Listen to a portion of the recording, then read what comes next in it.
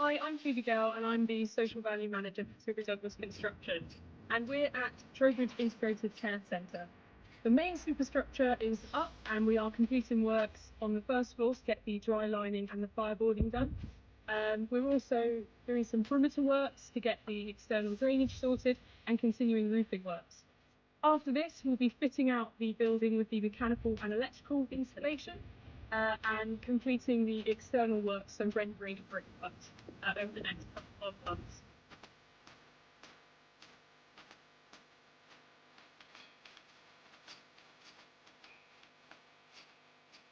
We're really looking forward to handling this amazing project so it can be properly utilised by the local community.